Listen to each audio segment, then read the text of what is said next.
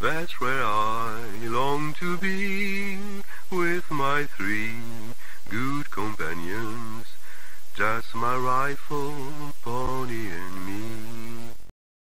Microciné, bonjour ou bonsoir, ça va dépendre de l'heure à laquelle vous allez découvrir cette nouvelle émission. Alors aujourd'hui, on va parler d'un livre, un livre qui a été publié il y a quelques semaines de cela. Je suis très en retard et je m'en excuse et auprès de mes invités et auprès de celles et ceux qui nous regardent. Le livre s'intitule très simplement Le cinéma de genre au féminin. Très important, féminin, mais aussi cinéma de genre, mais ça on va en parler dans quelques secondes. C'est édité chez Jaguar-Andy Éditions.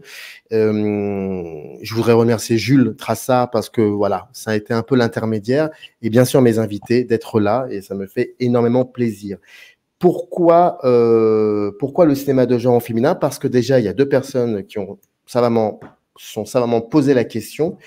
Marine Bohin, que vous connaissez, qui est journaliste cinéma, comédienne, qu'on connaît, je pense, aussi parce que collaboratrice chez nos amis des gardiens du cinéma, que j'embrasse d'ailleurs. Et puis Julien Richard. Bah oui, Julien Richard Thompson, qui est auteur, scénariste et réalisateur, mais aussi président du syndicat des professionnels du cinéma en situation des handicaps. D'ailleurs, je mettrai dans le descriptif de la vidéo le lien vers le site que tu m'as envoyé. Donc voilà, il y a de cela. Et donc, il y a ce livre qui existe. Voilà. Première question que je pose à tous mes invités, qui peut peut-être un peu surprendre, mais sait-on jamais, comment vous vous sentez, comment vous allez, à part d'avoir très chaud, parce qu'on enregistre, là aujourd'hui il fait très chaud, mais comment vous sentez surtout après avoir terminé il y a quelques semaines ce livre? Comment vous vous sentez? Alors, comment on se sent? Marine, moi je te honneur à Marine. Eh bien, je pense qu'on est plutôt content déjà parce que c'est quand même un projet qui remonte à 2021, si je ne me trompe pas trop. Oui. En fait, c'est Julien qui est venu vers moi pour me proposer donc ce projet de livre, qui est un recueil d'entretiens avec des femmes cinéastes qui font du cinéma de genre en France. Donc, c'est quand même un sujet extrêmement particulier, extrêmement précis et qui, moi, m'intéresse particulièrement. Donc, moi, je suis très heureuse, en fait. Je suis très contente parce que je sais que là, le livre, maintenant, il est entre les mains à la fois de personnes qui l'attendaient parce qu'ils s'y intéressent, mais aussi entre les mains de personnes qui ne s'y intéressent pas forcément et qui découvrent, grâce à ce livre, certaines cinéastes dont ils n'auraient peut-être jamais vu les films autrement. Et pour moi, c'était vraiment ça qui importait, c'était de mettre en avant, donner la parole à ces réalisatrices françaises que l'on connaît peut-être peu. Oui, et effectivement, on est bien content d'avoir terminé le projet parce que, comme dit Marine, c'est un projet qui remonte à. Après, c'est pas si vieux que ça parce que c'est vrai qu'il y a des fois des bouquins qu'on a en tête pendant des années, donc c'est pas très original finalement d'avoir un certain processus. Mais bon, ça fait quand même effectivement 2 ans qu'on avait le projet. Le livre est sorti il y a quelques semaines. Voilà, dans un petit réseau. Et puis, on est content d'avoir fait ces rencontres avec ces cinéastes et de faire partager notre passion de cette cinématographie et de ces filmographies de ces femmes à un public qu'on espère large, à nos lecteurs en fait. Donc nous, moi je pense qu'effectivement le cinéma fantastique et le cinéma de genre me passionne depuis toujours.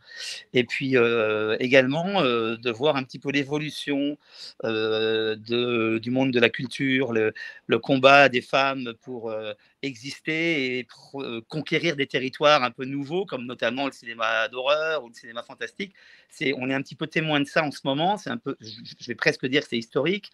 Et donc, on est fiers aussi d'être dans le. J'ai l'impression qu'on est un peu dans le train de l'histoire, quoi. Alors, c'est un peu prétentieux de dire ça parce qu'on a juste fait un bouquin. On n'a pas fait tomber le mur de Berlin. Mais enfin, voilà, on est un peu dans. On met notre pierre, on apporte notre pierre à cette société qui bouge, qui est peut-être plus inclusive, qui essaye de s'ouvrir, peut-être plus d'égalité. Enfin, il y a des combats qui sont en train d'être menés et on est un peu partie prenante aussi, notamment avec ce bouquin, par exemple. Voilà. Qu'est-ce qui fait que vous ayez eu l'envie, en plus de rappeler encore et toujours que le cinéma n'est pas qu'une affaire d'hommes, et ça c'est depuis la nuit des temps, bien évidemment, parce que beaucoup de gens l'oublient, même ceux qui sont cultivés, mais surtout par le prisme du cinéma de genre. Alors, vas-y. Non, mais enfin, moi, c'était justement juste pour dire que c'était toi qui m'avais proposé ce projet, que je n'étais pas à l'initiative du livre moi-même. Alors, de toute façon, Marine, c'est quand même un sujet, une thématique qui la préoccupe et donc c'est pour ça que je suis allé la voir. Sinon, je serais allé voir quelqu'un d'autre. Je suis d'ailleurs allé voir Marine et également, je voudrais qu'on fasse un petit coucou et qu'on cite. Alors, elle a moins participé, mais elle nous a fait quand même une préface formidable. C'est Noémie Luciani qui nous a écrit plusieurs pages sur ce thème en préface et elle a un grand talent en plus d'écrivaine et de journaliste. Donc, voilà, je la remercie d'avoir participé aussi à l'ouvrage. Et donc, effectivement, Marine, je savais que ce thème l'intéressait. Alors, moi, je dois dire que juste, c'est pour mettre en perspective, c'est-à-dire moi, j'avais publié déjà, je n'avais pas écrit, mais j'avais édité un ouvrage il y a quelques années qui était un peu le premier, qui était un peu la première pierre, c'était la nouvelle vague du cinéma de genre en France. C'était un petit bouquin avec c'était la même formule, avec une partie un peu rédigée, puis après des entretiens. Mais là, il y avait des hommes et des femmes. Donc, j'avais déjà on s'était mis d'accord avec les personnes qui avaient écrit. Alors, c'était Mélanie Boissonneau et David Maurice qui ont coécrit le bouquin. Et c'était donc sur les gens qui font du fantastique en France, notamment les talents émergents. Et il y avait déjà 3 ou 4 femmes dans le bouquin. Et puis après, je me suis dit qu'effectivement, c'était peut-être un bon angle simplement de cibler sur le thème des femmes parce que ça bouge là-dessus. Et je me suis rendu compte que les femmes avaient envie de faire du fantastique en ce moment, que ça bougeait dans les écoles de cinéma. Les étudiantes sont très intéressées par le cinéma fantastique, alors que ce n'était pas forcément le cas avant aussi. Hein. Donc les choses évoluent et c'est un peu le deuxième bouquin, pas sur le même thème, mais on creuse le sillon du cinéma de genre. Voilà, c'était pour dire ça. D'ailleurs, je pense qu'il y aura d'autres bouquins.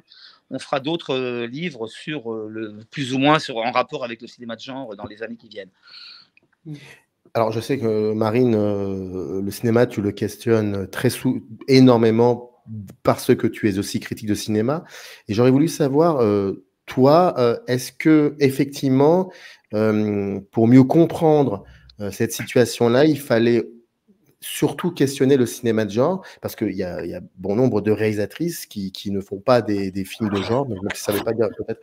Est-ce que depuis toutes ces années, tu voyais aussi quelque chose se construire dans ce registre-là?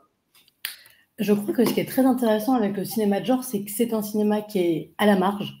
Voilà, c'est aussi un cinéma qui s'affranchit de certains codes.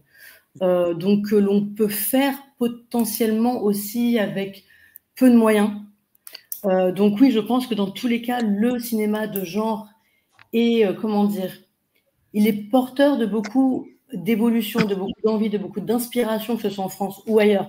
Après, il ne faut aussi pas oublier, je pense, parce que c'est quand même très important qu'en France, on a un cinéma qui n'est pas exactement comme les autres, c'est-à-dire qu'on est quand même l'exception, culturelle. On est le pays où il y a le plus de premiers films qui sont faits, où il y a le plus d'aides au cinéma qui sont accordées, où il y a également le plus donc, de femmes cinéastes. Et donc, tout ça fait que l'évolution du cinéma de genre, entre autres, est très intéressante. Par rapport à ce que tu disais tout à l'heure, Julien, sur les femmes dans les écoles de cinéma, j'avais quelques chiffres quand même qui sont extrêmement parlants, je pense. Il y a, depuis quelques années, 50% d'étudiantes, donc autant que d'étudiants dans les écoles de cinéma. Ensuite, dans les cinéastes qui font du court-métrage, on tombe à 40% qui sont des femmes. Quand on passe au premier long-métrage, là, il n'y a que 32% des cinéastes qui sont des réalisatrices. Long-métrage, c'est le fameux chiffre de 23%, donc que l'on connaît tous, si tant est que l'on s'intéresse un petit peu au cinéma en France. Et ensuite, les longs-métrages dont le budget est de plus de 6 millions, il n'y en a que 5% qui sont faits par des femmes. Donc ça, c'est un état des lieux actuellement de la place des femmes en France. Moi, ce que je trouve absolument passionnant, en tout cas, c'est que dans le cinéma de genre, je trouve que les femmes, depuis quelques années, font un cinéma qui est éminemment politique et donc qui est chargé vraiment de beaucoup de questionnements. Le cinéma de genre, en tout cas celui qui est fait par les femmes en France depuis 10-20 ans, on va dire quand même, pour élargir un peu plus, même 25 ans, Ça, c'est quelque chose que je savais déjà avant de faire ce livre, mais c'est quelque chose que j'ai d'autant plus constaté au cours de ces différents entretiens que j'ai faits avec ces femmes, ces cinéastes. C'est vraiment à quel point le cinéma de genre fait par les femmes, il est politique, parce qu'il questionne énormément le genre masculin-féminin. Il est porteur, le cinéma de genre fait par les femmes depuis 20 ans, de beaucoup de problématiques sociales. C'est-à-dire que le genre est un biais pour parler de choses beaucoup plus larges qui touchent à la société. Et le cinéma de genre fait par les femmes également se questionne beaucoup sur le rapport au corps. Alors, pardon, j'ai un peu digressé sans doute. C'est intéressant. On nous pose souvent la question, quelle est la différence entre un film fantastique, un film de genre fait par une femme et un film de genre fait par un homme? C'est pas toujours facile de répondre à cette question, mais c'est vrai qu'il y a souvent un questionnement à la relation par rapport au corps. Enfin, on trouve ça chez plusieurs cinéastes qu'on a interviewés. Donc, c'est vrai que ça peut être une tendance pour certaines. C'est pas. Après, toutes les femmes ne font pas le même cinéma, bien Clairement, sûr. Non, pas du tout. Évidemment, c'est pas ce que tu as dit. Je sais très bien. Et après, je suis d'accord avec Marine sur le fait qu'effectivement, je suis d'accord avec Marine sur tout ce qu'elle a dit. En fait, c'est terrible. Mais j'ai dit au début qu'on n'était pas forcément tout le temps d'accord, mais c'est vrai que le cinéma fantastique est déjà de base, déjà en dehors de la problématique des femmes. Le cinéma fantastique en France a souvent permis de faire passer des messages, d'ailleurs même aux États-Unis. Mais après, ça dépend si on parle d'une série B ou d'un film un peu plus d'auteur. C'est vrai qu'il y a toute une production cinématographique de séries B qui ne sont pas forcément des films politiques. Là, je parle plutôt des États-Unis, du monde anglo-saxon. Après, en France, on a plus une tradition de cinéma d'auteur. Et donc là, effectivement, il y a des questionnements peut-être un peu plus profonds, sociétaux, politiques. Oui, mais pardon, je viens de t'interrompre. Je déteste faire ça. Non, mais parce que je parle, il ne faut pas hésiter, surtout très bavard. Mais je le suis aussi, mais là, pour le coup, je peux pas. Je suis neutre, je suis l'animateur, donc je peux pas. Mais je veux dire, les personnes que vous avez interviewées, ce sont des autrices. Le cinéma de chaque film. Alors, Lucie Halilovic, je peux voir un film de Lucie. Je sais que c'est elle parce que le cinéma d'auteur, c'est le cinéma qui est identifiable. Et donc, ce cinéma que vous mettez en avant, c'est aussi du cinéma d'auteur. Oui, on a sélectionné des personnes qui ont une filmographie intéressante, qui ont une vraie personnalité. C'est vrai qu'il peut y avoir aussi, il y a des cinéastes femmes qui peuvent faire des films moins intéressants. On a pris quand même les personnes qu'on préférait, Oui. Il y a une ou deux qu'on n'a pas réussi à interviewer, mais la plupart des personnes qui sont dans ce livre, c'est des gens qu'on aime, qui ont fait des films intéressants, personnels. Elles n'ont pas fait une série B, une série Z obscure qui serait inintéressante, parce qu'il y a des femmes aussi qui tournent de ça. Mais voilà, c'est vrai que le cinéma fantastique permet aussi des questionnements, il faut voir un peu plus loin que simplement les histoires de vampires et de maisons hantées. En fait, ça peut être un biais pour effectivement, le film fantastique ou le film de genre, c'est une espèce de miroir déformé pour le coup, mais qu'on tend comme ça à la société et aux gens, et on se reconnaît plus ou moins là-dedans. Ça permet aussi d'appâter un peu une histoire fantastique. Ça permet aussi d'appâter le chaland, d'appâter le spectateur avec quelque chose d'un peu croustillant, une histoire un peu effrayante, et puis après, derrière ça, on peut avoir de vrais messages. C'est ça qui est passionnant. Et puis, donc, les femmes qu'on a interrogées, évidemment, elles ont une vraie démarche, une vraie proposition de cinéma à chaque fois. C'est pas du tout pareil avec Aurélia Mangin ou avec Joséphine Darcy Hopkins. Elles ont chacune vraiment un style, et on les questionne aussi sur des questions stylistiques. Voilà. Et donc, c'est pour ça que je disais que tous les films de femmes ne sont pas les mêmes. Et évidemment, c'est une évidence de dire ça. Elles ont chacune leur personnalité. Mais après, des fois, on peut essayer de tirer des tendances ou des points communs, parfois, notamment, effectivement, sur la relation au corps, à l'intimité, tout ça. C'est vrai qu'on retrouve. Les cinéastes françaises avec lesquelles vous avez dialogué sont, je vais les nommer quand même, Coralie Farja, Lucille Halilovic, j'espère que je le prononce bien et j'en suis désolé si c'est pas le cas. Je suis très content d'avoir avoir des nouvelles de Marina de Vannes, et je ne dirai pas ce qu'elle a été d'abord parce qu'elle ne le supporte plus, mais c'est surtout une grande cinéaste. Aurélia Mangin, Léa Missius, Agnès Merlet, Zoé Wittock, Joséphine Darcy Hopkins. J'ai plusieurs questions. D'abord, je voudrais rebondir sur cette notion de corps parce que je trouve ça fascinant. C'est très important. Et dans le petit texte que tu as écrit, Julien, à un moment, tu prends comme exemple, enfin, tu cites un moment, tu évoques plutôt le personnage dans Alien joué par Sigourney Weaver, et Ouais. et on a souvent dit c'est le personnage d'une femme forte, etc. Mais finalement, j'ai pas l'impression que ça l'est vraiment, vu que c'est vu par un homme, donc il y a une forme de fantasme un peu masculin. Et en plus de cela, comme tu le disais dans le texte, il y a aussi l'idée que à la base ça a été écrit pour un homme. Bon, Oui. quand je vois ce que fait Julia Ducournau dans Titane, on va dire ça comme ça, le personnage féminin, le travail sur le corps, enfin, c'est pas un personnage, enfin, ça n'est pas, comment dire, on peut pas l'associer à une femme forte, c'est juste, c'est une femme, déjà. Et c'est de filmer ça. Et donc, j'ai l'impression que ce que tu dis, Marine, sur ce rapport au corps, le questionnement du corps, c'est une manière aussi pour toutes ces cinéastes, finalement, de contredire tous ces personnages féminins, toutes ces femmes fortes qui ont été finalement regardées par des hommes, conçues par des hommes et regardées par des hommes. Est-ce qu'il y a de cela, selon toi?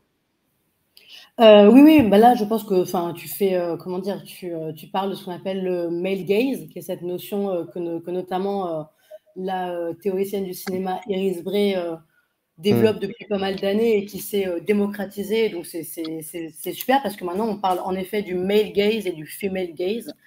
Et donc, ça, c'est très intéressant. Et oui, je suis complètement d'accord. Moi, dans les films que j'ai vus, dans les films que j'ai revus pour préparer tous ces entretiens-là, je me suis vraiment fait en effet cette remarque de la représentation du corps et de la représentation également de la violence. Quand tu parles de Titane, ce que je trouve fascinant dans ce film, et ce qui a, je pense, déplu aussi à beaucoup de gens, c'est le fait que ce personnage qui est identifié comme femme est extrêmement violent, et dans les premiers temps, et d'ailleurs même jusqu'à la fin du film, en fait, on ne sait jamais vraiment pourquoi est-ce qu'il est aussi violent. Et je pense que c'est ça qui dérange profondément dans le film Titane, c'est ce déchaînement de violence, et ce sont ces comportements qui sont proches de ceux d'une psychopathe, hein, clairement. Et oui, un moment, lorsqu'on a interviewé Léa Misius, donc sur les 5 diables, il me semble que j'ai ajouté, il me semble non, même j'en suis sûre, c'est juste que je ne me rappelle plus exactement de comment est-ce que j'ai formulé cette question par rapport, voilà, justement à la représentation du corps de Adèle Exarchopoulos, qui est arrivée dans le cinéma, qui s'est fait connaître aux spectateurs vraiment par des rôles qui étaient extrêmement charnels. Et du coup, quand on est une jeune cinéaste comme Léa Misius, qu'on se retrouve avec le corps de Adèle Exarchopoulos devant sa caméra, qu'est-ce qu'on a envie d'en faire finalement? Qu'est-ce qu'on a envie d'en faire? Parce qu'en plus, dans Les 5 diables, il y a un vrai rapport au corps, donc on la voit souvent dévêtue. Comment est-ce qu'on filme finalement une comédienne qui est associée à une espèce de truc très sexuel finalement, très érotique? Comment est-ce qu'on choisit de la filmer? Et ça, c'est absolument passionnant parce que on se rend compte que justement, alors là, je pense à Léa Misius, mais Zoé Witok également, elle ouvre son film Jumbo sur un plan sur Noémie Merlan, qui se lève de son lit, qui est nue. Ce plan n'est absolument pas sexuel, ce plan n'est absolument pas érotique. Pour autant, elle initie directement entre le spectateur et elle un rapport au corps de son personnage qui est très cru, qui est très frontal, très cru. Et ça n'est pas pour autant érotique, donc ça n'est pas du male gaze, c'est le regard d'une femme sur une autre femme, et c'est un regard qui n'est pas érotique d'une femme sur une autre femme. Et c'est ça qui est très intéressant dans le cinéma de genre actuel, fait par des femmes en France, c'est cette façon de représenter les corps des femmes sans les rendre érotiques pour autant. Parce qu'on sort quand même de 1 siècle de cinéma où il n'y a eu quasiment que ça quand même. Tu n'as pas tort, Marine. Par contre, ce que j'étais en train de penser pendant que tu étais en train de t'exprimer, c'est que on pourrait très bien concevoir un film fait par une femme qui poserait néanmoins un regard, pourquoi pas érotique, sur un personnage, homme ou femme, parce que finalement, l'érotisme n'est peut-être pas non plus. Alors, je me remets pas en cause de ce que tu as dit sur l'histoire du cinéma et le male gaze, mais par contre, je pense que ce serait intéressant justement d'ailleurs de voir des films féminins faits par une cinéaste femme, mais qui pourrait très bien poser un regard érotique sur le corps féminin, pourquoi pas. Alors, il y en a un qui est assez connu, hein, qui s'appelle Portrait de la jeune fille en feu, enfin, qui montre justement que voilà, Céline Sciamma, quand elle filme les ébats d'Adèle Haenel et de Noémie Merlan, c'est de l'érotisme pur, mais elles n'en sont pas pour autant objectifiées. En fait, c'est ça le truc, c'est que j'ai sans doute utilisé le terme érotisé. Enfin, oui, j'ai ce terme, c'était plus le terme objectifié, je pense, que j'aurais dû employer plutôt. Parce qu'en effet, je veux dire, érotiser un corps, ce n'est pas une mauvaise chose en soi. Ce qui est une mauvaise chose en soi, ce qui est un petit peu du gâchis à mon sens, ce qui est un petit peu, on va dire, oui, pas très intéressant, c'est à partir du moment où un corps qui plus est, quand c'est toujours le corps des femmes, ils ne sont que érotisés, ils ne sont pas d'autre chose. C'est voilà. Un petit peu dommage. Oui, mais ça, c'est de toute la problématique aussi des personnages féminins. Alors, au-delà de l'aspect érotique ou pas érotique, l'aspect, j'ai toujours trouvé, moi, ce qui m'a toujours choqué dans les films, aussi bien américains que français, mais surtout les films, c'est vrai, surtout les films de genre quand même, c'était la place un peu la place secondaire des personnages féminins, le fait qu'elles avaient un aspect un peu fonctionnel, elles sont là pour faire jolies, elles sont souvent les copines du héros, elles sont souvent les victimes, elles sont souvent voilà, mais elles font rarement progresser l'action, ou alors parce qu'on les tue, alors l'enquête progresse parce qu'il y a une nouvelle victime, mais bon, c'est vrai qu'elles n'ont pas toujours le beau rôle, et j'espère que c'est un peu en train de changer, y compris dans les films d'hommes, mais je pense que les femmes cinéastes attachent, évidemment, ça paraît logique, une vraie importance à l'écriture des personnages féminins. C'est ça alors je voulais parler du fameux, je ne sais jamais le dire, c'est le test de Bechdel, et on commence à connaître un peu cette expression. Moi, j'ai appris l'existence de ce test en écrivant le bouquin, en fait. Et c'est vrai que c'est le fameux test qui dit qu'on passe un scénario, on passe un film en revue, on regarde dans les scènes qui mettent en scène des personnages féminins, on regarde quand elles s'expriment, quand elles ont des passages de dialogue, de quoi elles parlent? Est-ce qu'elles parlent de leur vie amoureuse, vie sentimentale? Est-ce qu'elles parlent de leurs petits copains, leur mari? Bon, en général, c'est ça. C'est assez souvent ça. Et donc, c'est toujours des discussions. Elles se rapportent aux personnages masculins. Elles sont un peu des faire-valoir. Donc ça m'a toujours choqué. Et c'est vrai qu'on a soif de films où les personnages féminins seront des vrais personnages, quoi. Parce que c'est vrai, moi, souvent, on s'attache beaucoup plus aux hommes dans les films d'action ou les films fantastiques parce que leur rôle est plus farfouillé, quoi, plus riche.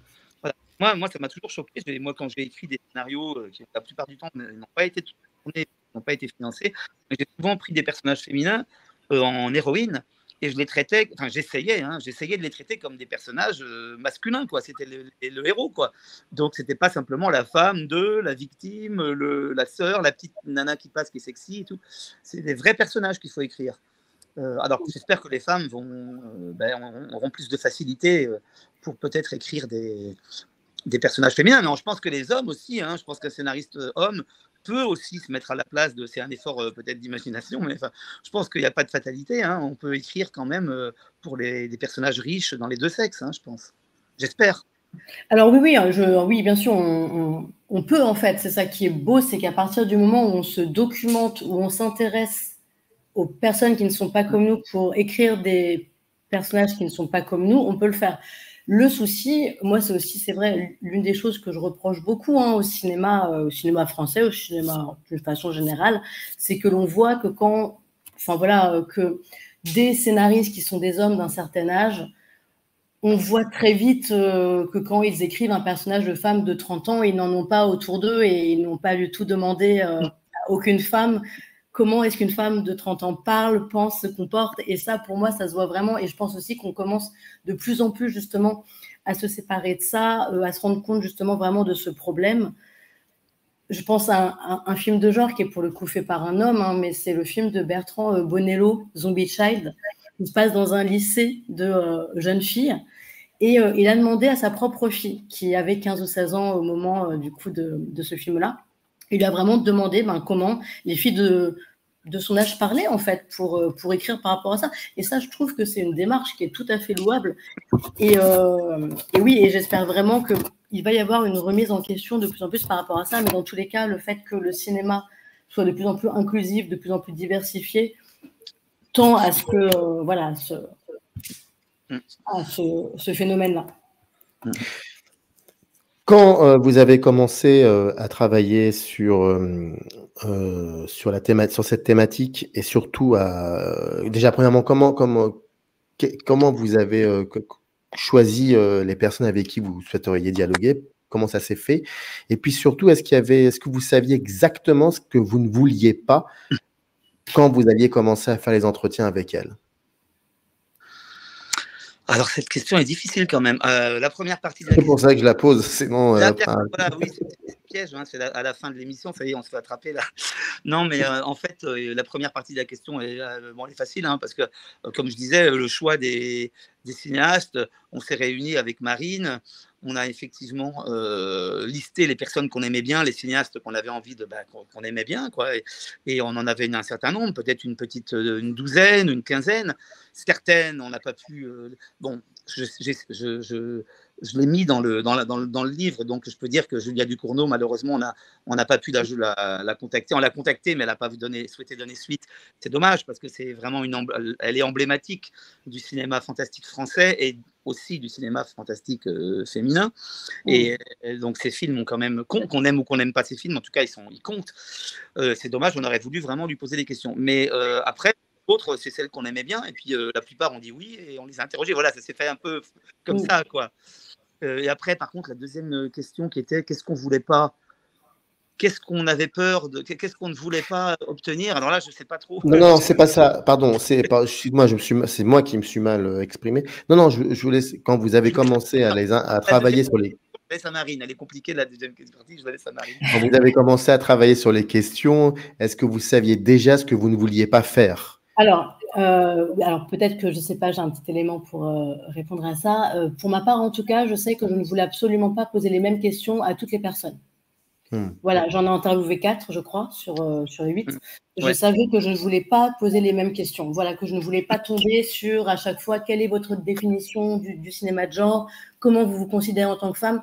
Je voulais vraiment, parce que j'avais vraiment en plus, moi j'avais Lucille Azialovic, j'avais Marina Devan, j'avais Joséphine Darcy-Hopkins que je ne connaissais pas du tout. Hein, c'est Julien, qui m'a montré ses courts-métrages parce que c'est la seule qui n'a pas encore fait de long, mais elle est extrêmement prometteuse. C'est la personne la plus jeune qu'on ait interviewée pour ce film.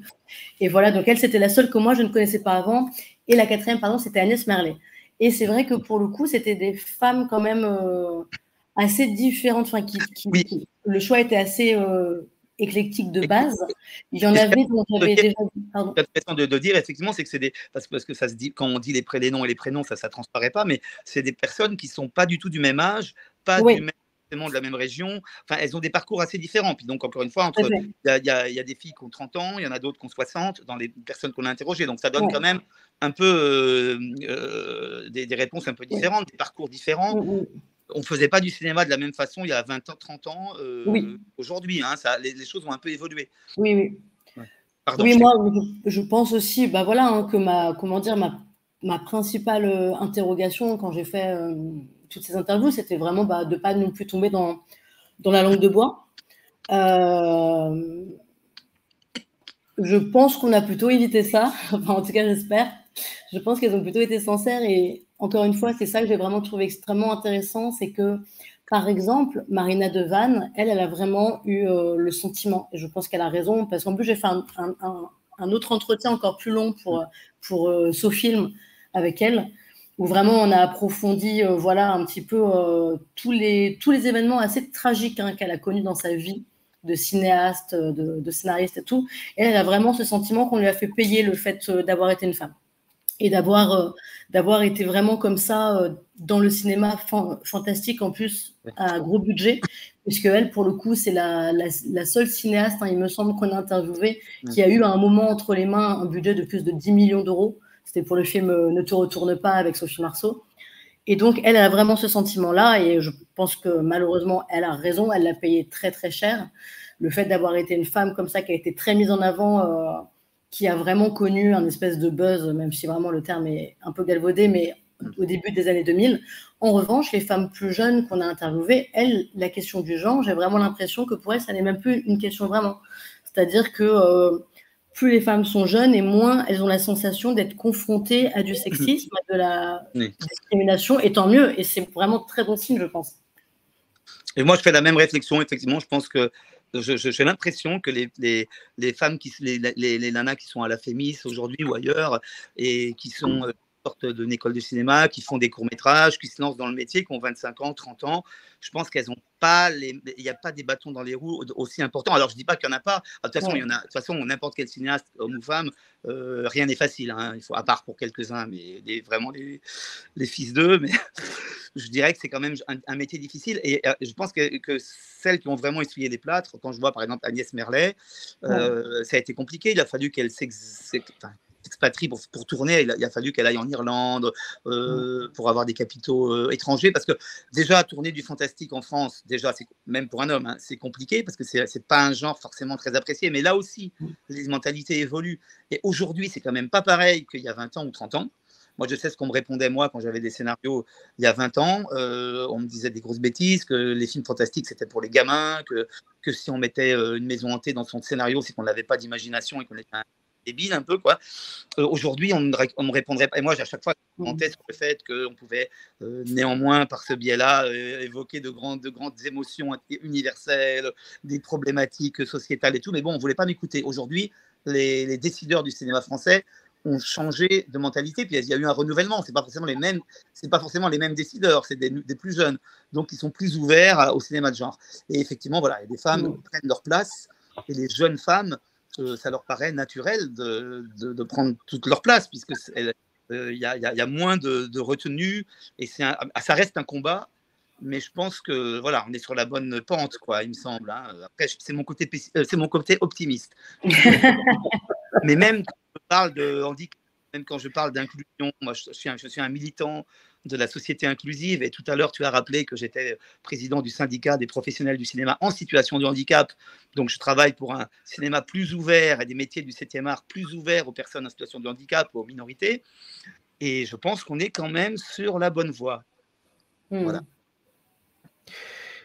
Cette émission va être diffusée sur YouTube. C'est une chaîne YouTube. Donc, pour terminer cette émission, je ne peux pas ne pas parler aussi de ce que je peux voir et entendre depuis que cette chaîne est créée depuis 2 ans et demi maintenant avec des chaînes confrères, consoeurs et surtout confrères pour le coup. On va parler plutôt des hommes et pas forcément des femmes.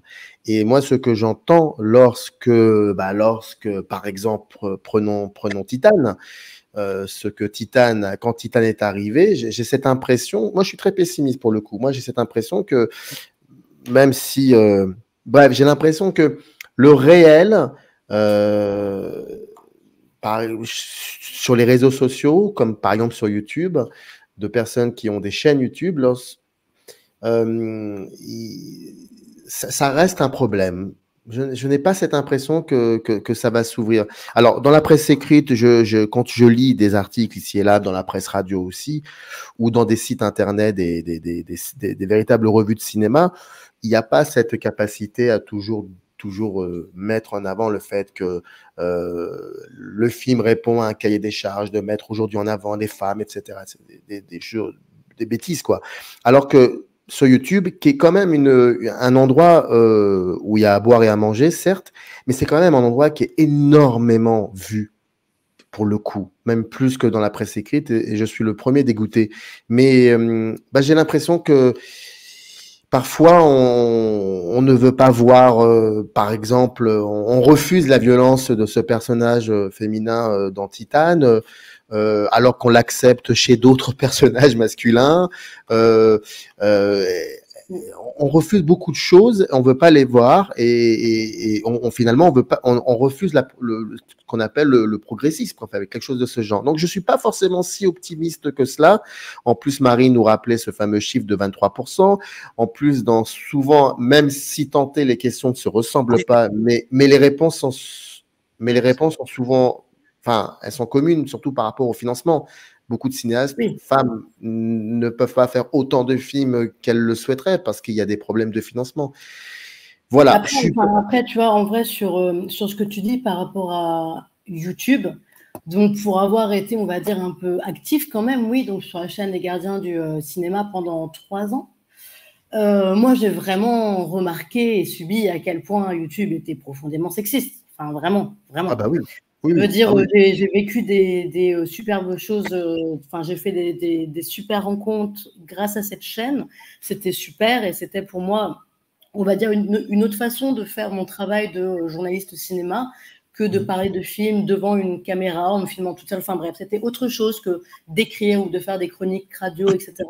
Mais, mais là, par contre, je dois dire que autant le sexisme est partout dans la société, y compris vraiment beaucoup dans le journalisme cinéma où ça reste quand même un milieu majoritairement d'hommes. Oui, oui.